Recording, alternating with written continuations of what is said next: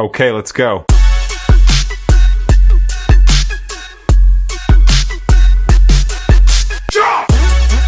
I think that last week that we spoke, to be honest, I was terrified.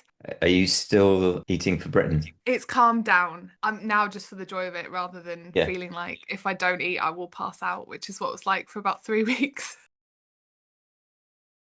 I think last time it was obviously we talked just before the start, Mhm. a few days I think before you were leaving, and we were doing final bike builds and deliveries, and you were Yeah. riding off to Norfolk or whatever you were doing.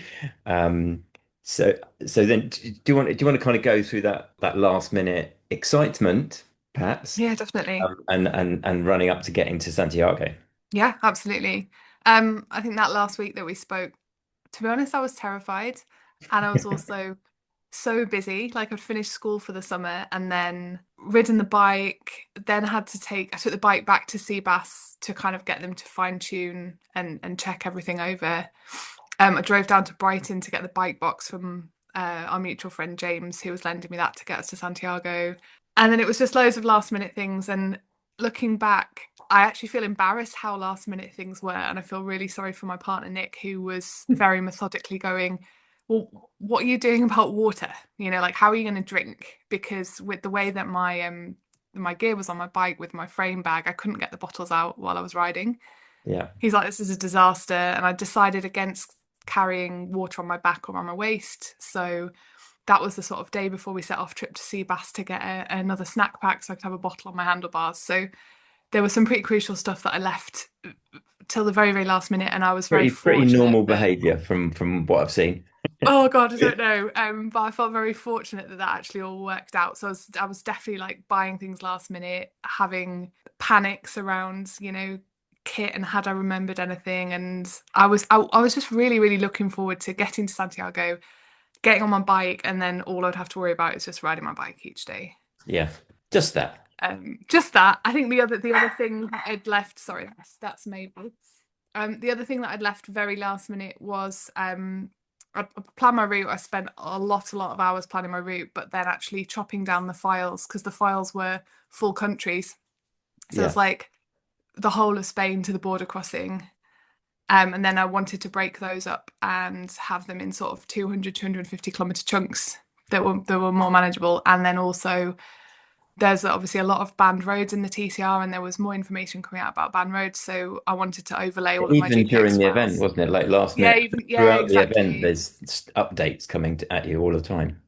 Yeah, and I was so anxious about getting that wrong. So overlaying all of my GPX files onto the banned route map to see whether there was any crossover and check that was okay. So yeah, it was kind of all systems go in our house really. And Some of that is yeah. one of the questions in my mind about, use Hmm. of whatever the Wahoos and Garmins, and getting those updates because they're fiddly enough, if you're Oh setting my it God. down, let alone if Yeah. you're in the middle of nowhere. And so how did getting updates and updating files and all of that work? So I mean the whole Garmin bike computer thing was, it was a little bit, so I borrowed Nick's Wahoo because I was on a budget, and yeah, I thought I'd borrow that, but I hadn't, and I'd practiced with it a bit. I used ChatGPT a lot to tell me how to split up the files, how to overlay them on the map, etc. I'd done quite a lot of route planning on previous bike packing trips, so I was quite happy with the kind of route planning process, but we got a free trial of Ride with GPS, so that was new to me. I'd used Commute before. So using that, and then yeah, splitting it, uploading it was fine.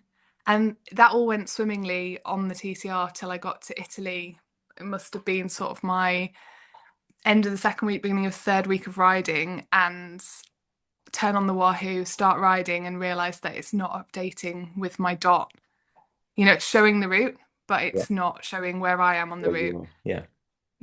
Yeah, which was worse than useless to be honest. And then so I ended up going to Siena, waiting in Siena. I tried Decathlon, they didn't sell any replacements.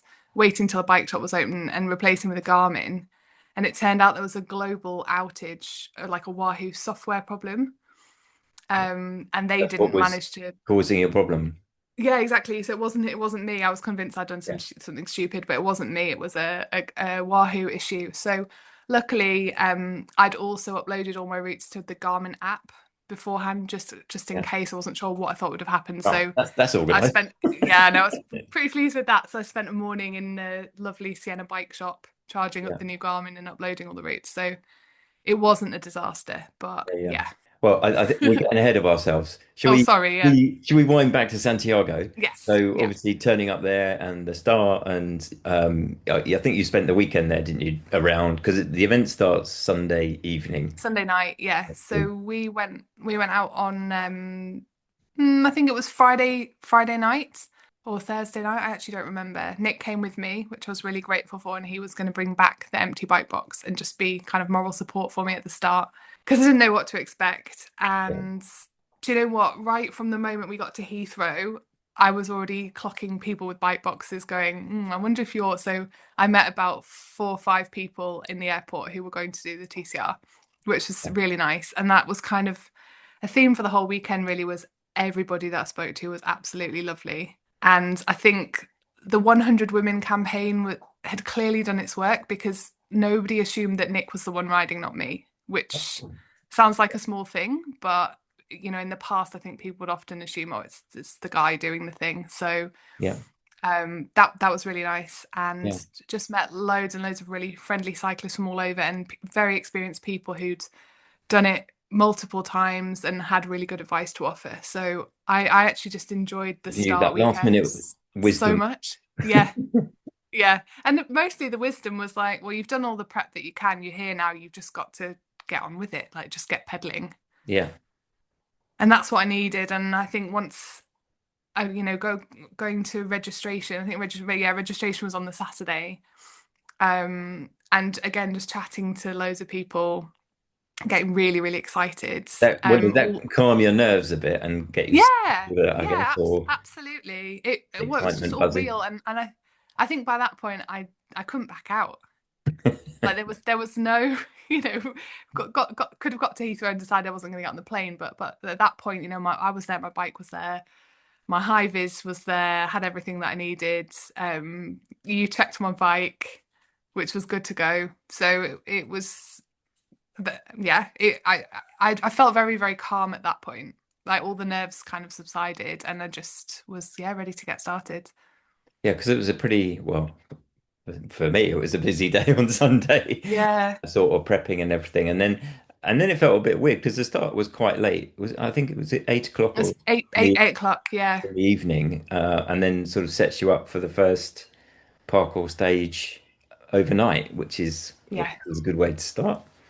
So Oh, definitely. how was that? So I guess getting the start and everything. You must have been excited, Yeah. perhaps, or some other emotion.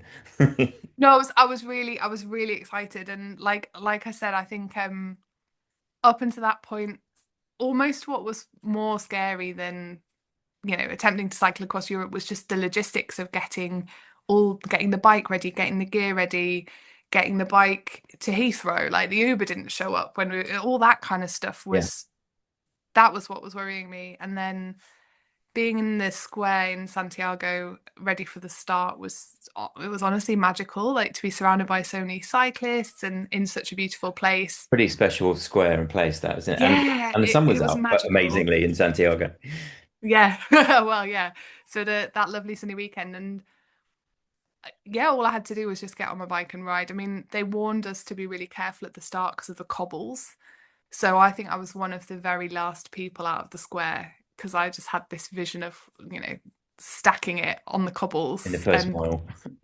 break my elbow or something in the first mile and that be it. So yeah, when we set And I off, think it's worth remembering, isn't it, that it was 5,000 kilometers, like you say, across yeah, Europe. So Spain, yeah, France, Italy, the Balkans to yeah. Romania, 5,000 odd kilometers. It was pretty warm, as I remember it. Oh, yeah. Um, so not no in no way a small undertaking. So what was that first stage like? Actually getting going and getting on with it So the first night was amazing. Like the parkour, all of the parkour were beautiful and brutal in in their own way. I think the first one was just to get everyone safely out of the city. Um, And what I really enjoyed was chatting briefly with other riders. So some of the people that I spoke to, one of the people that I spoke to on that first night, Helen, who ended up being the Lantern Rouge, we then kind of stayed in touch. We had a sort of 5 minute conversation, and then yeah, we stayed in touch for the rest of the event, which was really nice. Nice. Yeah. I think I underestimated how the hills were going to be. I think when I was Galicia, where looking it at, starts, is yeah, hilly. It's a bit like exactly. Cornwall, it's chunky. Yeah, and I think looking at the elevation profile of the whole route, I mean, I've learnt so much doing this event, but once we get to the Asieta, you're looking sort of up to, I don't know, 3,000 meters or something. So in relation to that, it didn't seem like a huge amount, but in reality, it was up and down a lot. And having done the Dynamo a few weeks before and cycled all night, I just was super excited. I was like, well, of course I can cycle all night. I can do that. Um, and that was maybe a mistake. I think in future, in terms of strategy, I would have stopped earlier and got a bit more sleep, and then wouldn't have crashed so hard on the next day. I guess the excitement of that first day, like it's difficult to stop. Oh, it was so exciting, and I thought, oh, I'll do the parkour, and then I'll stop and nap in Fistera. And it got to about 2:30, um, when a wild boar came jumping out across the road, and I braked very hard and realised, oh, I'm actually really tired. Um, and I started seeing other cyclists just lying. I saw one guy um, lying in a churchyard, people in bus stops. I was like, okay, this is what I need to do. I just need to stop and sleep. So I stopped and slept for a couple of hours, Yeah. and then carried on, and then arrived in Fistera as the sun was coming up in the morning, which was really gorgeous. Yeah, nice. But there are 5 checkpoints throughout Yeah, the five the checkpoints, first and two of which were in Spain, aren't they? So yeah, so I guess we could go through by country or mm, checkpoint or something. So I guess the first one was in Pico de Europa, wasn't it? So yeah, what was it exactly. like getting over there? So I absolutely loved that. The checkpoint itself was just up a very steep kind of hairpin road up to the top. And I stayed in Las Arenas de Cabrales the night before, which was down in the valley. 'Cause by this point, I decided that I was going to stay in, hostels and guest houses rather than bivvying, to sleep properly, to shower, to charge my electronics. That seemed to be a better strategy for me. So I stayed there, and then I got up really early in the morning. Was sort of cycling into the mountains as the sun came up, which was magical. Yeah, how All the many way up hours were this, you sleeping per night, do you reckon? Was that um, probably like 6 or 7. a decent, I So, mean, like which a is, decent, yeah, it's a yeah. decent amount. It's a lot more than a lot of people do. But again, I mean, I think it was the first time I was doing something like this. I realized it was going to take me a long time, and my priority was getting to the end. So Well, I was making going sure to I got ask enough you actually, sleep. like, did you Yeah. have a plan that, I don't know, roughly daily mileage or, number of days you were aiming at completing it in or anything like that at the start? Yeah, I mean, I think I had a couple of different plans. The first plan was to try and make it to the first checkpoint inside the GC cutoff, Hmm. which was very ambitious. I think that would have had me cycling like 280 kilometers a day around that. And so I started off thinking I was gonna gun for that, and then on the first day, well, like we cycled the first night, and then on the first day, I was just feeling really rough because I hadn't slept, and it started raining, and it was really hilly, and I was feeling quite miserable. And I had an encounter with a guy called Doug who'd done the TCR, I think, 9 times before, and he asked me if it was my first time and how it was going. And he asked me if I wanted some advice, and I said, yeah, I definitely want some advice. And he said to me, well, what do you want? Like, given that this is your first time, is the aim to try and get to the first checkpoint inside GC and most likely just burn yourself out and then go home then? Or do you want to try and get to Constanza, in which case have some sleep, slow down, make the most of it, like enjoy the journey, like think about what your goal is. And at that point, Wise words. yeah, really wise words, because he told me the first time he'd done the TCR, he'd done it in general classification, and then the remaining 8 times that he'd done it, he just had a race finish, and he said for him it was yeah, he's like, nobody's going to ask you about that. It's what was the adventure, what was the experience? That's what you're here for. Yeah. And that was such a helpful thing for me because at that point I was like, yeah, that's what I'm here for. Like I don't have any rush to go home. Yeah. Yeah. I was very, very privileged to have this time this summer, and so I just thought I need to slow down. I need to sleep. Yeah. Um, But just as an and aside, your previous experience, I mean, obviously this was your first ultra. Like, yeah, what was your, I don't know, biggest ride or biggest trip or something before doing this? yeah. In terms of cycling, so the biggest trip Nick and I did a bike packing trip. We did London to Copenhagen. Um, we did that over about 2 weeks. Yeah. So I think the biggest day that I'd done then was 180 kilometers, but Yeah. usually less than that. And it's pretty flat riding to Copenhagen, Yeah. along the coast. So the hills and the climbing were new to me. Yeah. Like I think I can't And you can forget overstate mileage. how Just, inexperienced I was, right? Like the mileage is very different when you're doing, 2.5, 3,000 meters of elevation in a day.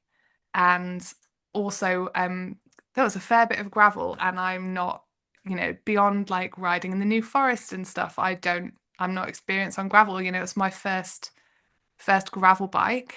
yeah. And also Um, not to forget, you're carrying all your own gear and, yeah, my bike. unsupported, you're sorting yourself out for everything. Yeah, exactly. The bike with water and snacks was like 25, 26 kilos. It was just heavy. Yeah. Yeah. And it was hot. Like particularly when I got to France, there was a day in France when the Wahoo was telling me it was 46 degrees. Ouch. And we'd had a message from Lost Dot explaining how to avoid heat stroke, how to avoid heat exhaustion. Yeah. No Um, panic, but yeah, so it was my thing was I want to try and push myself, and for me what I did, the distance that I did and the elevation that I did and the effort that I did, I did my absolute best every day. yeah. And also, I was like, I need to leave something in the tank for tomorrow and for the day after. And I think I think that's a what I really good became, point, isn't it? Because it is a bit relentless. Like you said, I mean, it's yeah, every day, there's no rest days. It's just keep plodding on. yeah. And I think from me, from a mental point of view as well, is I know that when I get really, really tired and really, really push myself, I'm less emotionally resilient. And I wanted to leave something in the tank for the problem solving, the dealing with if like unpleasant situations happened or situations where I didn't feel safe. I wanted to make sure that I knew that my lack of experience on the bike and that kind of doing that solo, I wanted to be in a position where I had something left to be able to deal with that and I wasn't going to have a meltdown or that, I didn't want that to be the reason that I scratched. Yeah. Does that make sense? Yeah, totally. I think, I mean, it's a thing to touch on, isn't it? Kind of safety or the thoughts of safety and Mm. be it the roads that you're on, Yeah, you're obviously trying yeah, to do the most efficient route, not necessarily the shortest, but, yeah. that might mean using some larger roads than you might naturally want to. Mm. So how did you find, well, kind of what was your approach to all of that? Say, I guess road safety one way, but then the sort of personal safety stuff. Yeah. I mean, yeah, okay. So starting with the road safety, that's one of the things that kind of made me feel like I had the confidence to do the TCR was that you can pick your own roads and you can make another plan. And there was definitely a point in France where I was on some D roads in the south of France that felt really unpleasant. And so I thought, "Do you know what? I'm just going to get off this road and find a minor road, a bike path, something smaller." Yeah. So I was I was cautious. I was cautious. I loved cycling in Spain. I found the drivers to be really courteous. Like a really good on the kind of minor roads that I was using, a really good hard shoulder, so you had space. Yeah, generally, I mean, I think I I think the hate to roads say in it, but Spain are relatively quiet. yeah, but do you know, having cycled in the UK and sort of commuting on my bike in London, when you're not hated as a cyclist, which in Europe I found that like people were courteous and then people were, I think, impressed to see a woman on a bike. I feel like we're more rare. Yeah. I never got the impression that people were annoyed at me for taking up space or wanted to punish me, as is what I sometimes get in the UK. So in terms of road safety, I felt pretty safe. Yeah. Cool.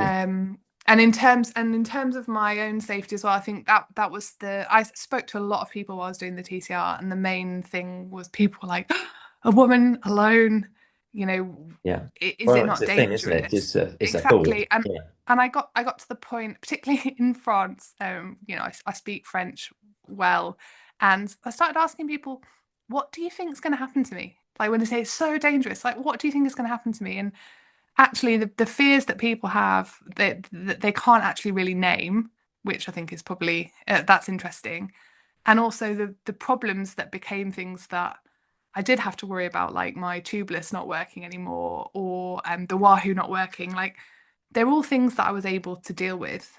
Yeah.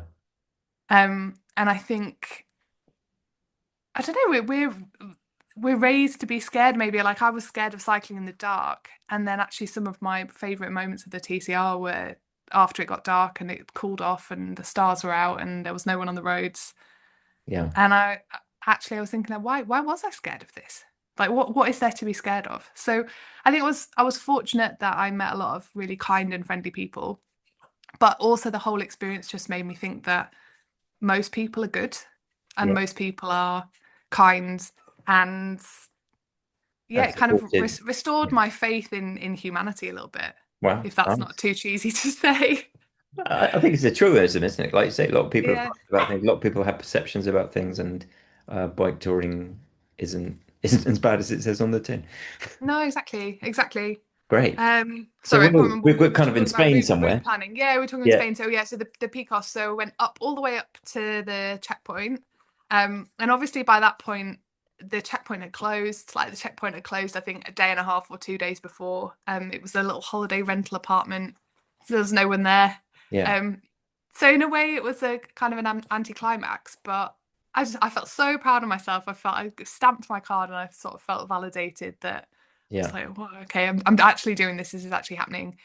So I think And then I just to went, say probably as part of, you said it earlier, but there's the general classification. If you do it within a certain time and all of the checkpoints are open on a mm, schedule and they yeah, close on a schedule, yeah, if you get there, you're within general classification. And if not, you're still perfectly able to stamp your card yourself. They leave the thing yes, there and you can carry on and do the whole route and do the whole event, just not finish within that kind of mhm. race category, if you like. Yeah, exactly. Yeah. So you just, I'm a race finisher as opposed to having done it within general classification. You're still expected to adhere to the same kind of rules and code of Yeah. conduct as all other riders. Um, And I think there's a really interesting thing in here when it takes longer because it is a different type of difficult. yeah, I mean, doing it really, really fast is difficult for yeah, lots of obvious reasons, but doing it for a long, long time, it has its own challenge. It's not like you're not trying your hardest. You know, yeah, as you say you're doing, an amazing effort and the best effort you can do, but you've just got to do it for longer.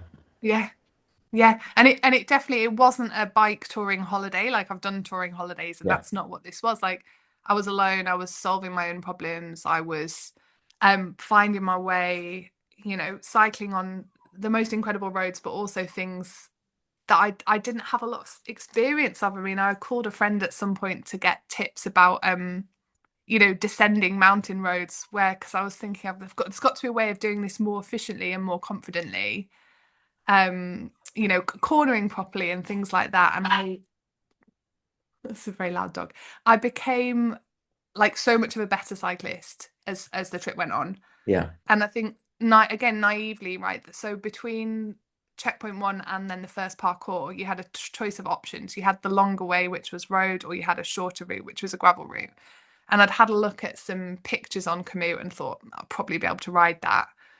And I got to the gravel section, and the first bit was a descent, and I just looked at it and thought, well, I can't ride down that. So I'd pushed my bike up the very last bit to get to the top of the hill, came to ride down it, and I thought, no, I'm gonna have to get off, and I had to push my bike down for a bit as well, that was quite demoralizing. So I think there were quite a lot of moments like that where it didn't feel very like glorious or exciting. It was just me pushing my bike, getting as far as I could, riding the bits that I could ride.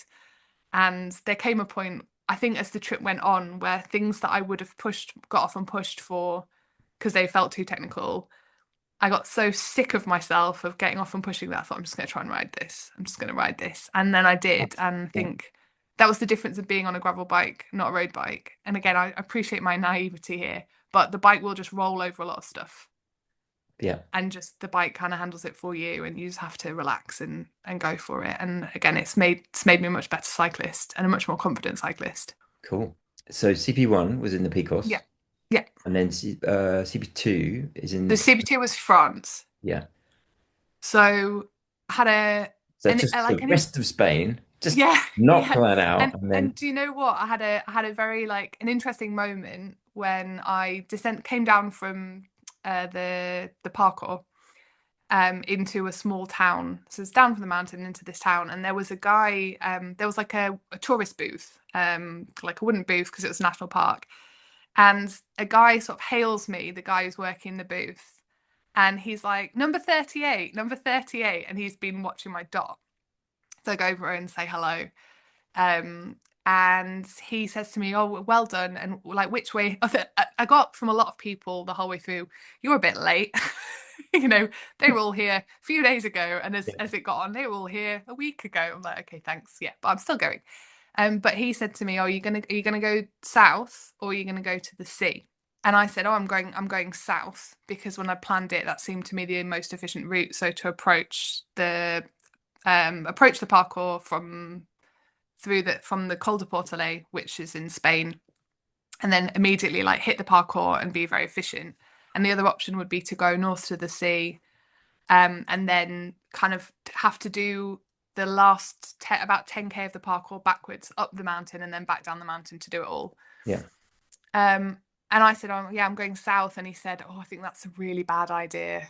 And I said, "Oh, right, really?" And Oh, he said, "Yeah, yeah." He was like, "Look on the tracker." And till this point, I hadn't really been looking at the tracker because I was convinced I would be the last person and the slowest person on the tracker, and I didn't want to be influenced. And he's like, "Yeah, the majority of people, particularly the slower people like you, have gone to the sea, and the south will be hot and hilly." And he was really quite persuasive, and I had this sudden massive crisis of confidence about my route planning and whatever. So I did what I did for the whole of the trip, was like, I need to go and eat something. So I went and had some food and decided, like, I've planned the route. There's a reason that I've made the decisions that I have. And this is what I had to keep reminding myself the whole way through. Like, you've researched the route, you've looked at the road, you've looked at the terrain, you've looked at the elevation. Stick to what you know. Don't be swayed. So I stayed south, which was amazing. Like I really enjoyed that, and that climb up to France was awesome. It was about 27 kilometers of climbing. So that no, was the first mountain path yeah. that I've done. It was a really hot day. I had about four ice creams on my way up. Bonus. Um, yeah, then I got to the top, and there was the sign saying, you've arrived in France, and that made me extremely emotional. And then yeah, down into France, and then the next day I did the rest of the parkour, which included the Col de Tourmalet, which is that very iconic climb from the Tour Yeah. de France. And what I hadn't, again, a bit like what I was saying earlier about looking at the elevation, and because that was so much, I hadn't looked at what was coming before, which was two more cols, so the Col d'Aubisque and the Col de Solor. Yeah. So that Also was a Tour de France very climbs. Well known. yeah, So exactly. not to be sniffed So at. no, so that was a really hilly day. That was like a very very challenging day. It was very hot, um, but I did absolutely love that. And again, it was kind of like I started feeling like I'm a real cyclist. I'm doing these iconic Well, climbs. I doing get to those, be you're here. definitely in the bracket of real cyclists. So yeah. Yeah, exactly. I mean, the only at the top, sort of the last 2 kilometers of the Tourmalet again, I was often pushing because it's steep, and also there were a lot of cows and sheep on the road. So you just get going, and then you come around the corner and there'd be all these cows. And I was overtaken by a couple of young French guys on sort of very light road bikes. Now I was pushing my bike up the hill. So I actually want to go back and do some of those climbs, but on an unloaded bike. I Yeah. think that'd be fun. Yeah, so that was that. And then I was going to go to the checkpoint that night, but then it took me a lot longer to get up the Tourmalet than I expected. So I was like, I'll go sleep, I'll go eat. And that was probably one of my favorite nights of the trip because I arrived at my accommodation around 11 p.m. and it was still open and they were having a barbecue night. And I'd messaged the owner of it was like a little guest house saying I'm going to be later because I'm coming on my bike. And when I got there, they'd left a plate of food for me, Oh, nice.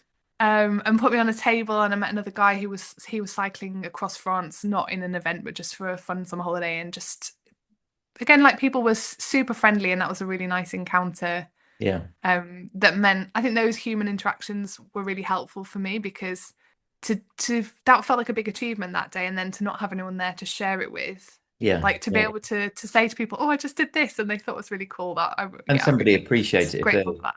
a cyclist as well. You know, they'll know Yeah, what you've been through, kind of thing. So, yeah, exactly. So yeah, that was cool. So that was the checkpoint and parkour in France, and then yeah. there was yeah the France. I mean, I've cycled in France a fair bit before. I lived in France for a while, so I felt quite comfortable being there. Didn't enjoy the roads that much.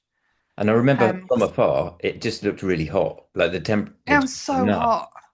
Yeah, it was really hot. That was when I started buying like refilling my bottles with ice instead of water. Because it would just melt straight away, but at least it was cold. And I'd definitely seen some of the like really fast riders put ice in their jersey. So I was putting ice in my jersey and lots of electrolytes and ice creams. And one day I ate a whole cucumber that I bought from a stand by the road. It was like hydration, cucumber and melon and things like that. So yeah, France was really hot. I thought I'd enjoy the flat bit.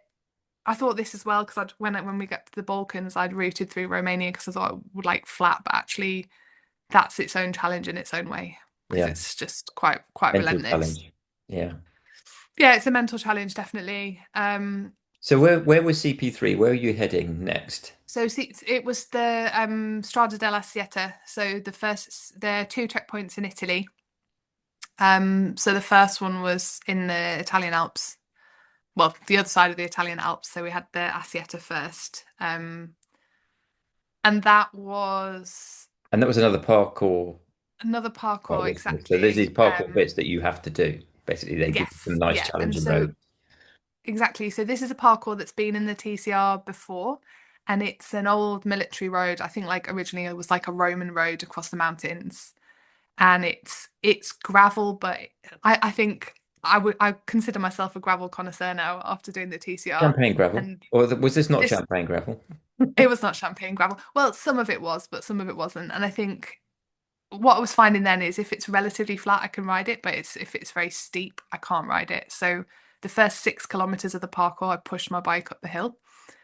Um, and there were lots of the day that I was there, cars were allowed to drive on it. So there were lots of jeeps and motorbikes and stuff, overtaking me in clouds of dust.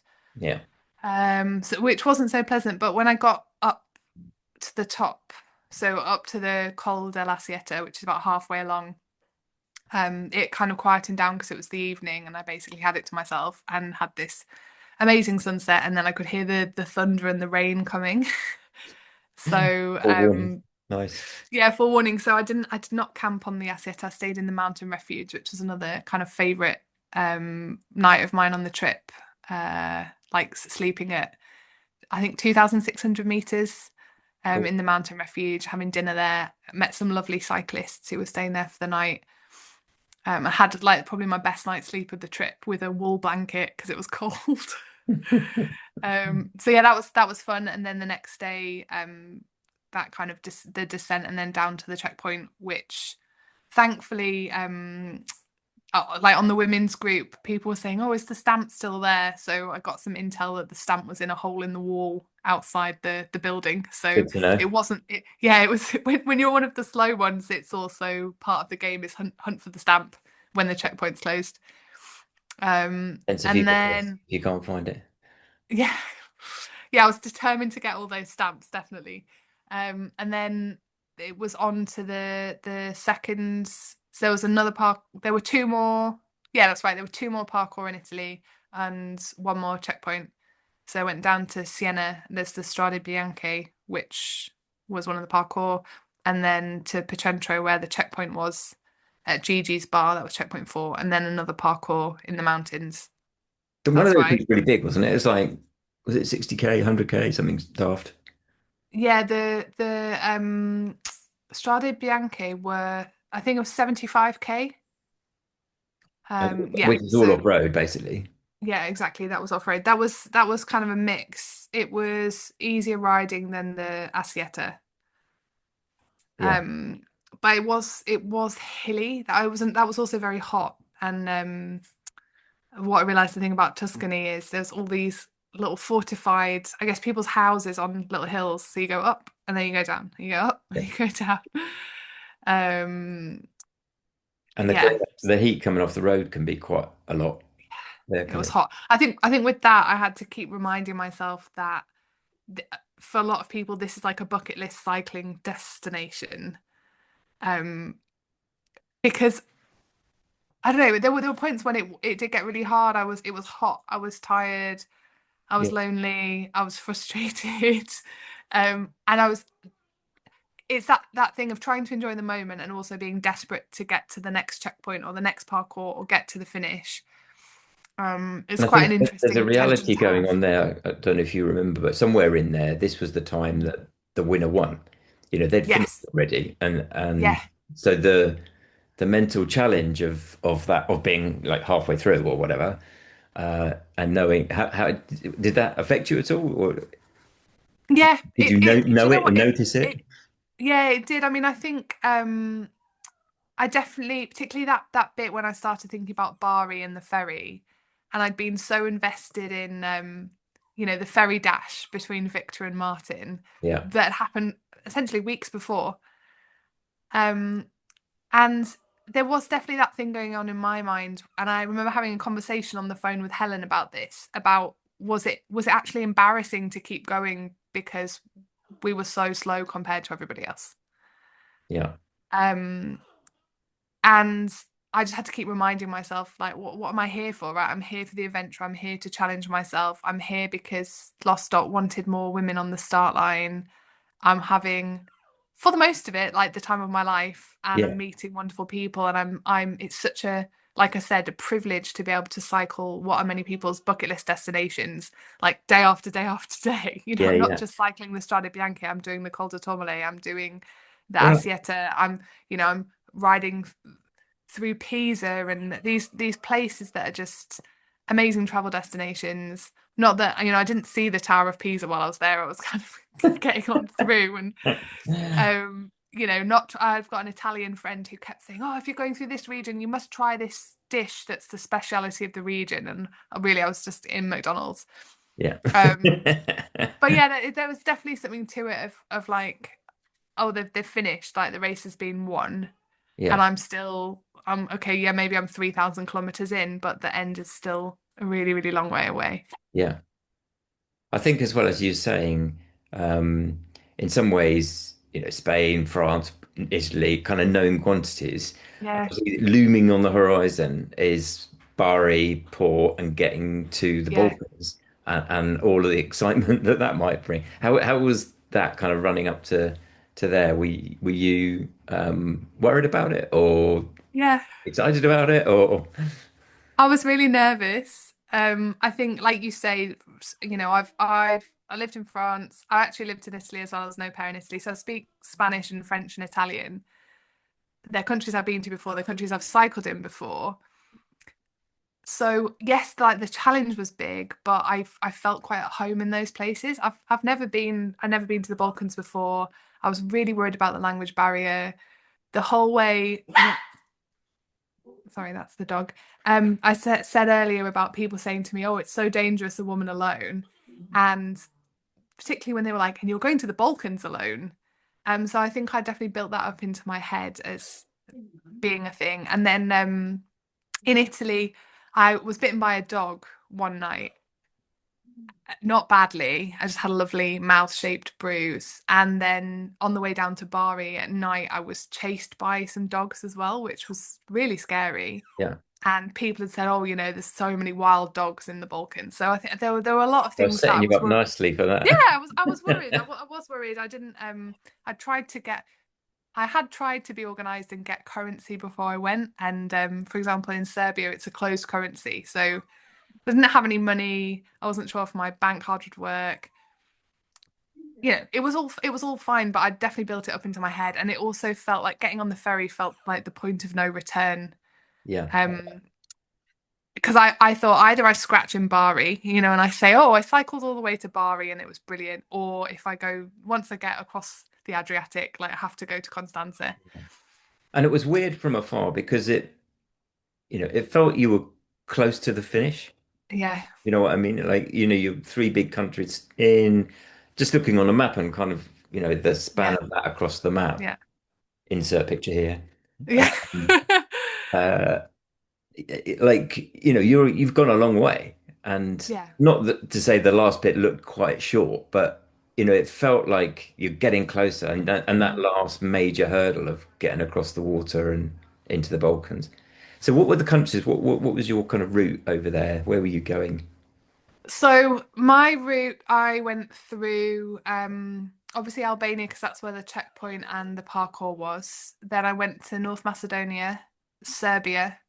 I spent about 2 hours in Bulgaria, and then the rest of the time in Romania. I decided to follow the Danube. So I later found out that was more or less the route that Victor had taken.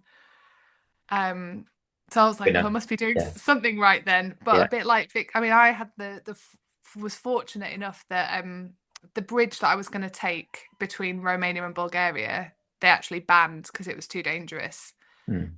Um, and so I had to replan my route, and so I was replanning my route using the app and using the Garmin at Bari Ferry Port to so that Just to make, a little bit more jeopardy for the trip. yeah, a little bit more jeopardy. And yeah, like you say, You, a lot you of said to me people. that the border crossings aren't that easy over there, and the routes and what's allowed and what's not allowed is makes it very limited where you can go. Yes. Yeah. So I think the thing in sort of France and Spain and Italy there was a lot of choice of roads and a lot of choice of routes.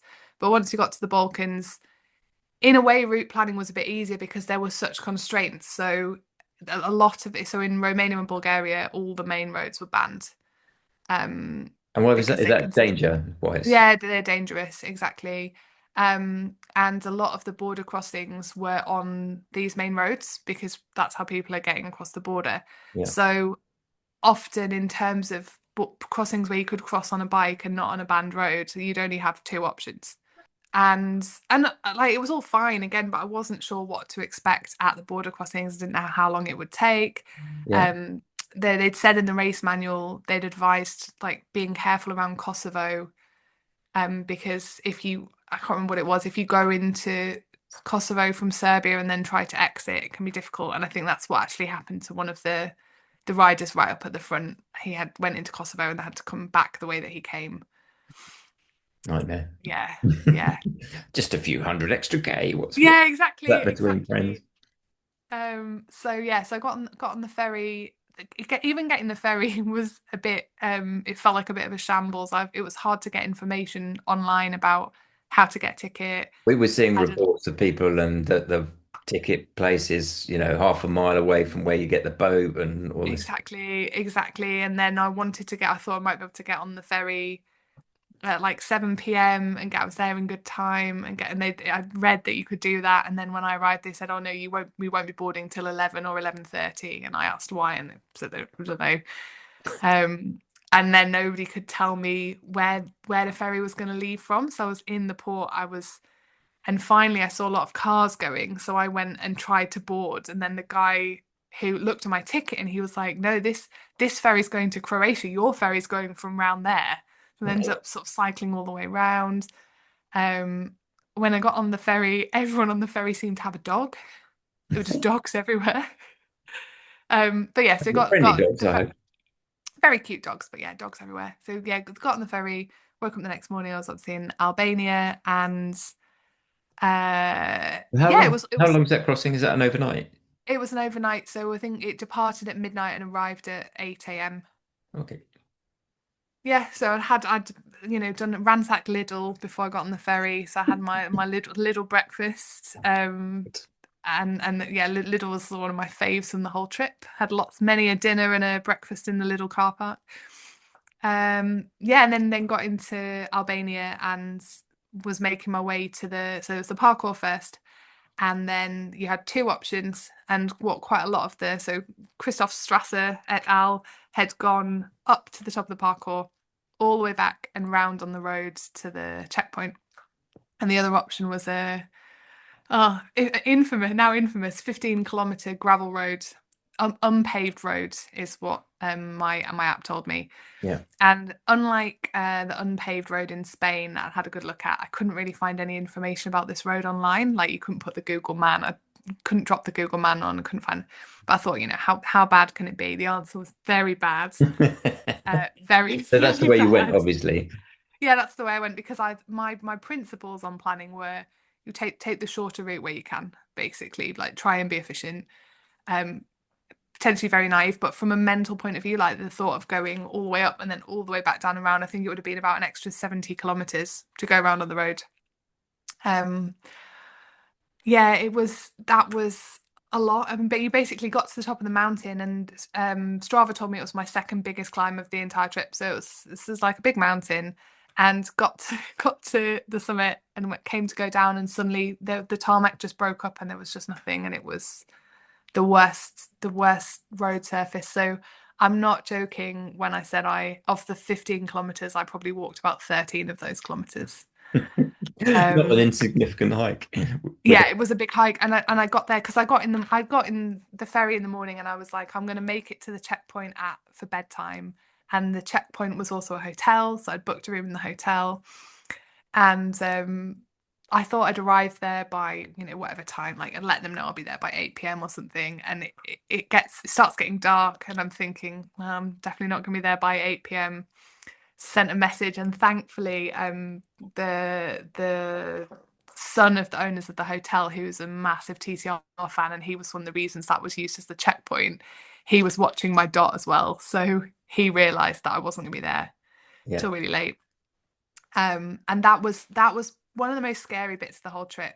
There was a point where I got to a point in the road where the road had subsided. It was like a gravel mountain road, and the whole side of the mountain had just was gone.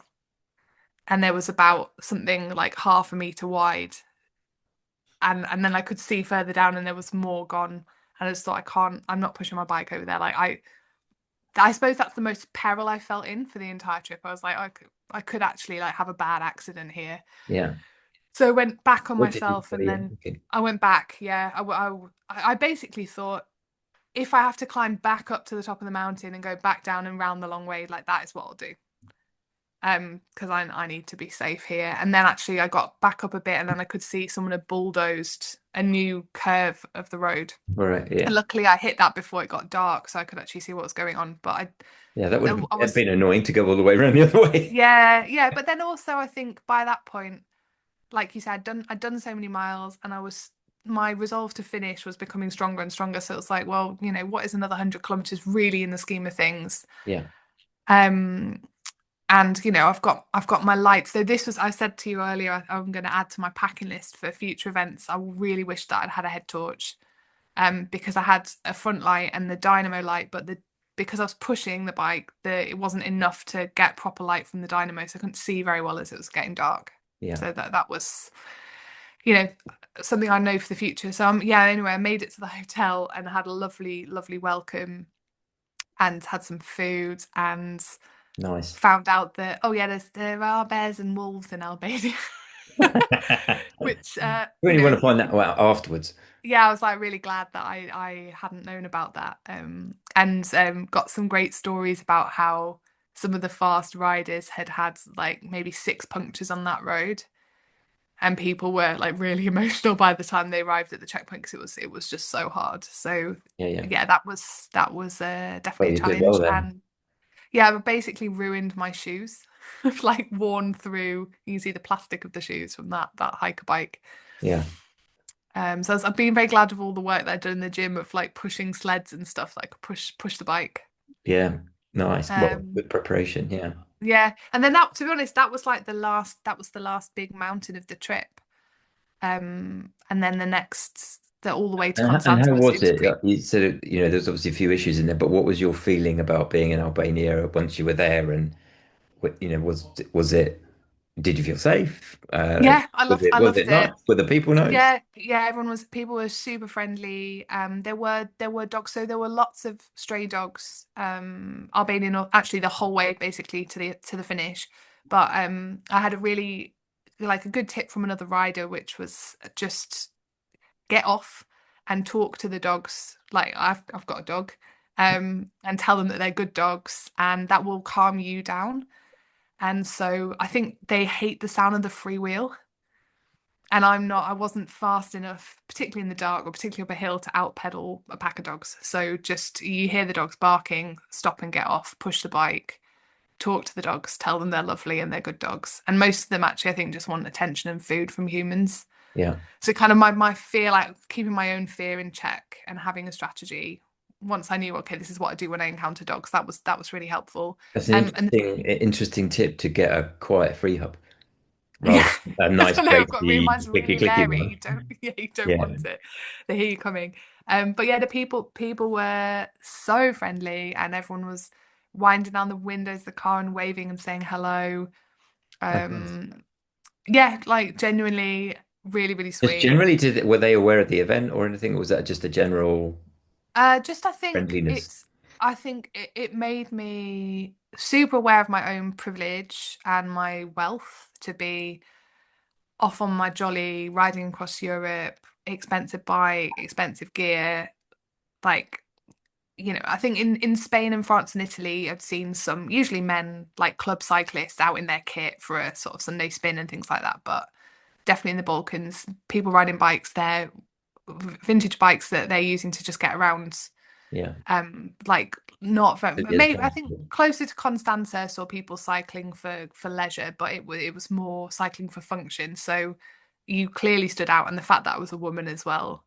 Yeah. Um, and definitely, I think it's definitely in North Macedonia and Serbia, I had comments about like, did I not have a man with me? Where was my husband? Things like that.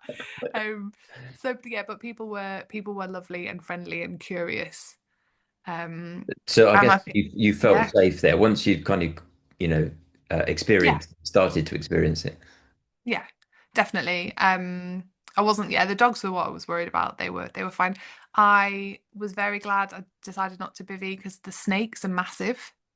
There's a Okay. lot of dead So snakes on the wolves, road. bears, dogs, and snakes now. Yeah. Yeah, snakes that have been like squashed by people driving over them, but like big like this snakes, like fat snakes. Nice. Um, yeah, so that's that. And sometimes like sleeping on the road in the sun and then they hear you coming and slither away. Yeah. Uh, Did you see but any yeah, like alive ones slithering away? yes, yeah, Yeah. yeah, yeah. Um, but yeah, that was fine, and I managed to get cash out and very much just make myself understood. The food was really good. And how was the mapping over there? Did that all work okay? And, GPS signal, all that stuff. Do you know what? It worked absolutely fine until, and because the Garmin, I was now on the Garmin because the Wahoo was, a goner because we were waiting for a software update. Um, and the Garmin came preloaded with Europe maps until I got to Romania when it wouldn't render a base map. So I just had a pink line to Yeah. follow with no map underneath. And Okay. I could not get that to show me a map. So it generally wasn't an issue because there was like one road and I was just going in a straight line. But once I got to the final parkour, there were a few bits that was like a river crossing or a bridge or something. So I got the Ride with GPS app on my phone as well because all I Yeah. could see was a pink line doing that on the screen. Yeah. Yeah. I don't know why that is, but yeah, it was fine. I had like phone signal everywhere. Yeah, Great. Awesome. So, I guess obviously it finishes in Romania. How are you feeling towards the end? I mean, you've been at it a long time, yeah, getting closer. I had a sense from seeing some of your messages that it was getting pretty tough. Like you'd been yeah, at it a long while, and it was tiring and yeah. getting hard. I think so. I think I found the last few days in Romania I found really hard and I didn't expect to because I'd picked a route that was extremely flat. So it's actually I think it's the Eurovelo 6. It follows like the one to the Black Sea that follows the Danube. And I'd thought, oh, maybe I'll see other cyclists and I'll be by the river, but you're far enough away that you can't see the river, and it's just flat and flat and flat for like hundreds of kilometers at a time. Also, not really any villages. It was a little bit samey. It was very, very hot. It was windy.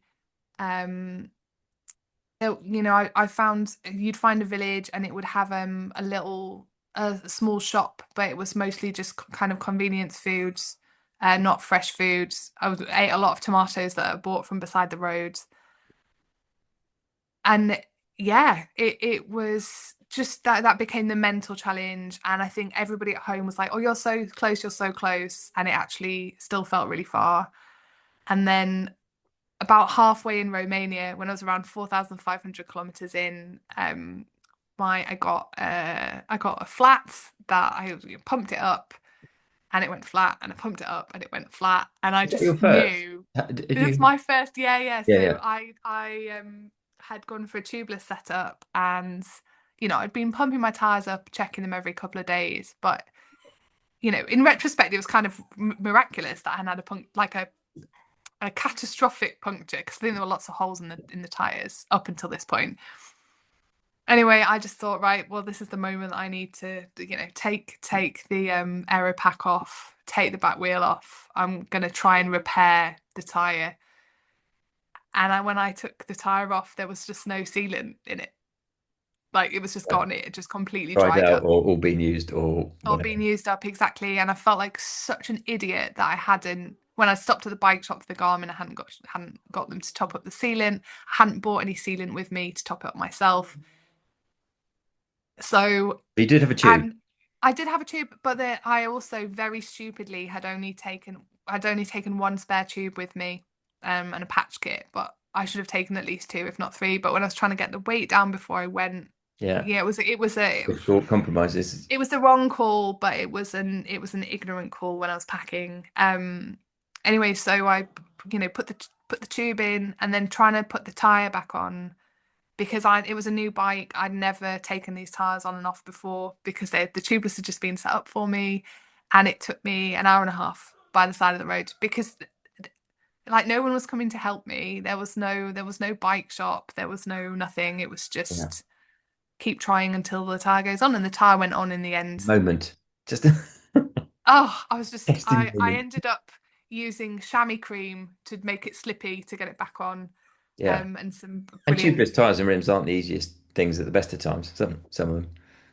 Yeah, and I think I don't have really strong hands. I struggle getting tires on and off anyway. But that was a sort of triumphant moment of like, okay, this is gonna work. I'm gonna, you know, again, it sounds ridiculous. It is ridiculous looking back, but we've all got to start somewhere, and Yeah. mine unfortunately was the middle of nowhere in Romania. Yeah. Yeah. Um, and then I got my way to a town, Georgiou, was like, right, I need to buy some more tubes, because if the back one's gone, the front one's probably gonna go, and I don't have a spare tube. And then obviously it was Sunday, and then everything was shut. And then I've also got kind of an unusual wheel. I've got 650B wheels. So trying to find a tube that would fit was a little bit more tricky. So I had a day there. I had one day when I didn't cycle, because I spent many hours going to every possible place that might have some tubes. I finally got some tubes, um, and sort of went on my way after that. But I think almost the toughest bit for me was the final day, because I was so close and yet I was so far, and I was so worried that something catastrophic was going to happen, that I'd come all that way Yeah. and then I wouldn't Yeah, that problem. finish. Yeah.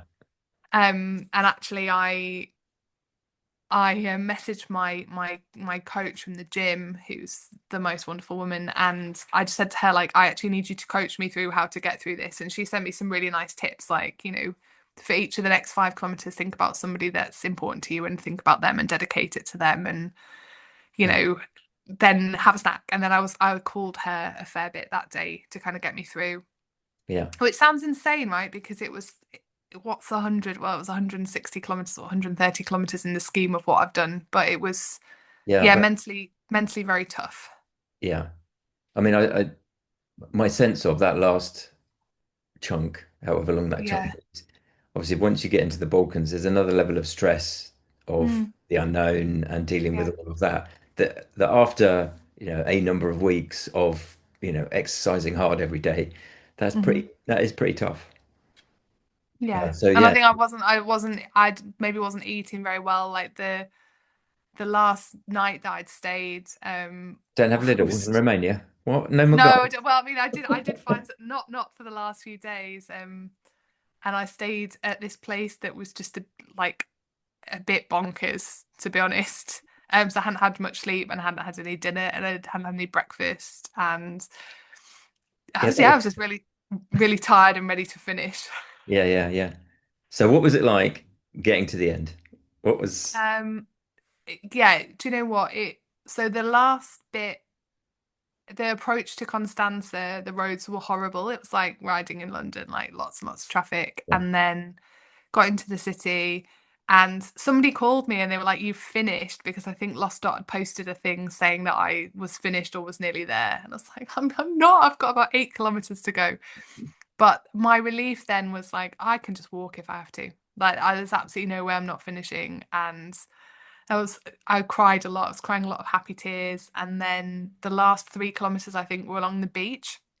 So I came into Constanza down to the sea as the sun was setting. It was like a Ferris wheel, all the lights came on. It was really magical. And then I rolled up to Zoom Beach Bar and obviously like it's not the party anymore. I'm and yeah. how many They're on weeks your too own. late. And they're on Was my anybody own. else there? So Was I there any other TCR no, people like still nobody, around or no, no? nobody, nothing. And I've spoken to Nick, my partner, about whether he was going to come or not. And I was like, do you know what? Actually, I've done the whole thing. I've been alone the whole time. I don't think I need someone there at the finish to kind of congratulate me. So I went and I bought a beer, an alcoholic beer. I'd been drinking non-alcoholic beer for the Yeah, last month. So I had an fair alcoholic play. beer and I had a bit of a You've earned that sit. one. Yeah, and then I was like, right, I need to get the stamp. And nobody in the bar knew where the stamp was. And I said to the barman, I've just finished the Transcontinental. And he said, what's that? It's like, okay, thanks. So Yeah, I sort of explained, and he was like, oh yeah, no, don't know. So then I went round and asked every member of staff working there, did they know where the stamp was? And finally hit on the lady who did. So I got my stamp thank God. and ate some chips. And then by this point it was like 11 p.m. and I thought I'd cycle to my Airbnb. I looked at my bike and the front tire was just flat. Wow, Um, timing. and yeah, timing. So I was like, I'm gonna wheel it, and I had to carry it up these steps off the beach.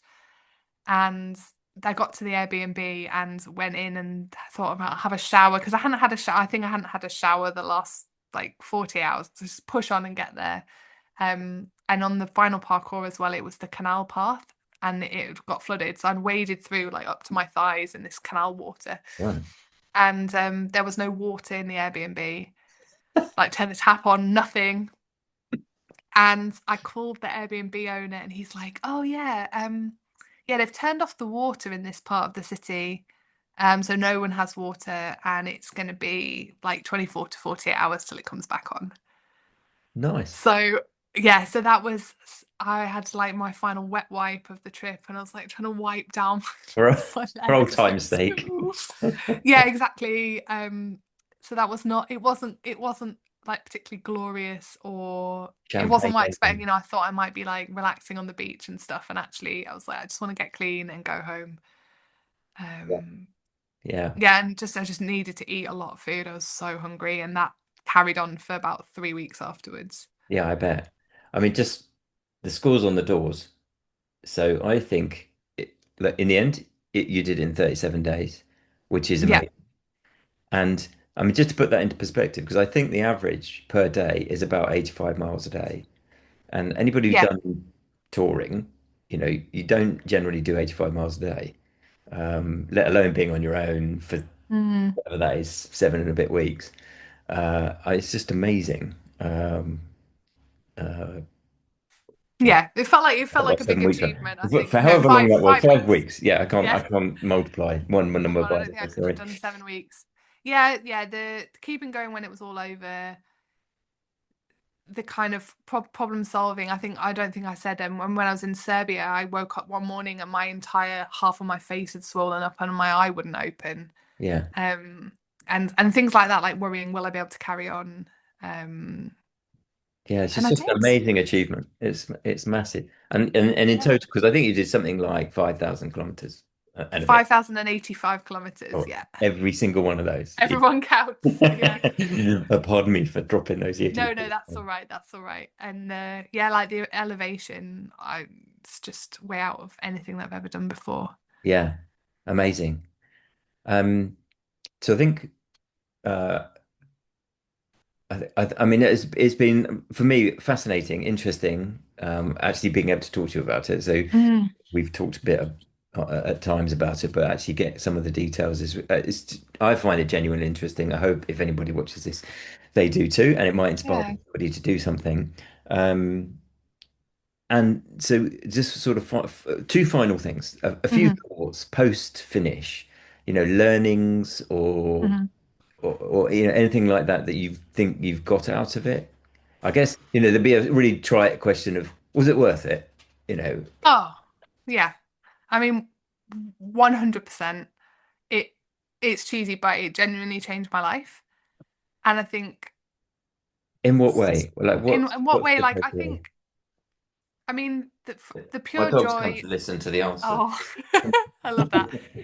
Like the pure joy and freedom of being able to ride my bike, being able to experience some of the most beautiful things I've ever seen in my whole life. Like that in itself, like Europe is an incredible continent.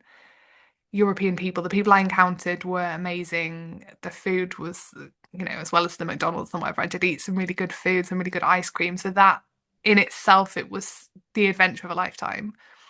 But then I think also from a personal point of view, being brave enough to get to the start line and not telling myself that I didn't belong there, that I wasn't fast enough, that I wasn't good enough, that and maybe there are people that think that it was too slow or whatever, but for me, I did my absolute best, and it that feels huge, and I think it's given me a confidence in myself and my ability to problem solve and my ability to fix things and be by myself and stay calm in stressful situations and all those things. That was amazing. Yeah, Um, and I think I wanted to see, I wanted to push myself and see what my limits were, and I'm excited for what I could do next. yeah. And what I've learned a lot about route planning. I've learned a lot about bike. I've learned so much about bikes. I've learned so much about Weird that. yeah, I know, Quite and handy, about as it turns out. about gear and my fitness and my training. And I mean, what next? Like I've signed up for the Lost Dot 101, the women's race in Spain next year. Yeah, And their cut-offs for general classification are quite a lot more relaxed than the TCR. So you've got to cycle around 200 kilometers a day. It's a week-long event. So I yeah. want to do that, and I want to do that Go for within general GC. classification. Yeah, Yeah, definitely, awesome. definitely. And where does that start? Is that in Santiago again? That's in Santiago as well. Yeah, Yeah. nice. So like all of the stuff I've learned about myself and bikes and route planning and strategy and gear and all the things you need to do to be successful. Yeah, It would have been nice if I'd had more of that before the TCR, but also but just being that's being part brave of enough it. to get Yeah. to the start line, and then you can learn on the Yeah, job, basically. absolutely. That's what I did. Yeah. Sink or swim, and you swam. Yeah. Yeah. And I Nice. think it's made me realize that like mentally I'm tougher than I knew. Yeah. Okay. Right. I've got some quick fire questions that I've just written Okay. down because I thought, as you said a few things, it'd be a bit of fun at the end. Okay. So, best food, Um, the pasta and pesto in Liguria. the best place you went to. Too It's got to many, be, but yeah. I mean, so many, but I think the mountain refuge on the Strada della Sieta. that sounded good. I like the sound of Yeah. that one.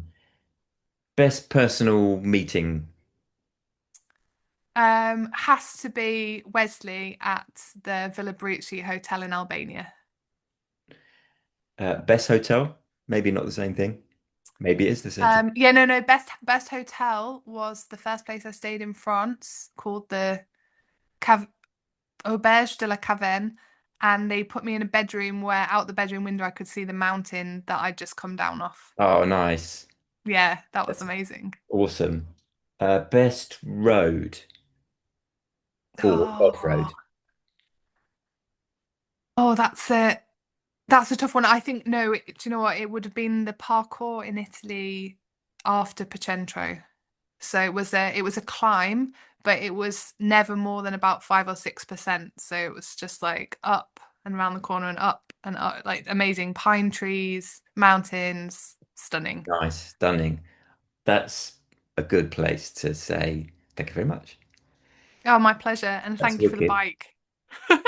Definitely my pleasure. Yeah, so that was really good. And so hopefully, if we're all up for it, we can do a if you know, if this inspires anybody or if you've inspired anybody or anybody's just watching, Mhm. or we can create a video a bit more about preparation and maybe the Yeah, bike and setup and maybe some of those lessons about learn how to fix puncture before you go or yeah, whatever. yeah. I'm gonna do a roadside mechanics course before the next event You could give and it take that, at least two surely. spare inner tubes. Yeah, Excellent. Wicked. Well, thanks, Amy. that's been a pleasure. Thank you so Enjoy the much. rest of your time in France.